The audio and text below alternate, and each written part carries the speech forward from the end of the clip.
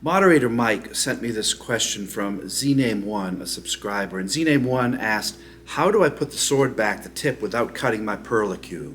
It's just a matter of alignment, but let me show you close up. First of all, what is a perlicue? Perlicue is an Old English word. It's this area here between the thumb and the index finger. This is called perlicue. I call this webbing, so I'm going to call it webbing, not perlicue. This is a real sword sharp.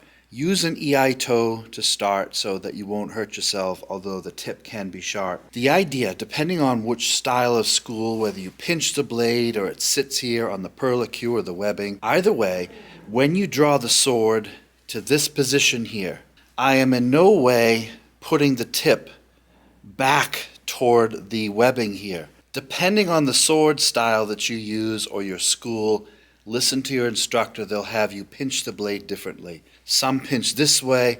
I just lay it here on the webbing. Once you get to this position, zname1, and the tip, the kasaki, crosses the webbing, you don't ever push it back to stab yourself. You'll have the whole of the koiguchi here.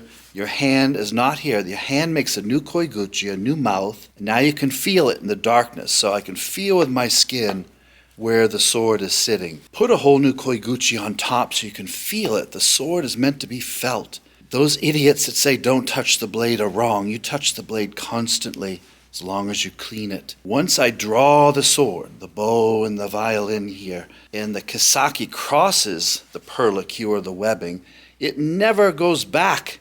From this position, it falls into the hole. Once it falls into the koiguchi, you have it.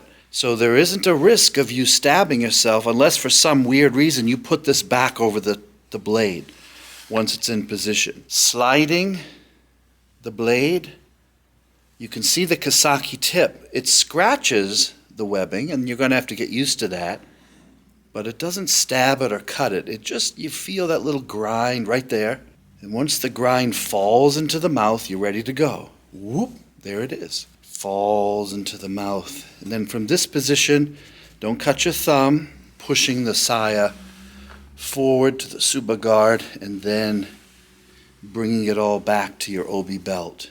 As with everything in Kenjutsu, it's a tremendous amount of practice. Drawing the blade out, and then returning it back, noto, without cutting the perlicue, without cutting the web.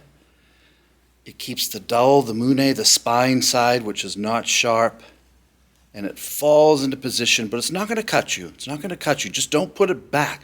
Don't push it back or it will cut. Go in one direction, let it fall into the mouth, return the saya here. Okay? So I hope that answers your question, but again, don't use a sharp blade like this. Start with an iaito and work up to a sharp blade when you're comfortable.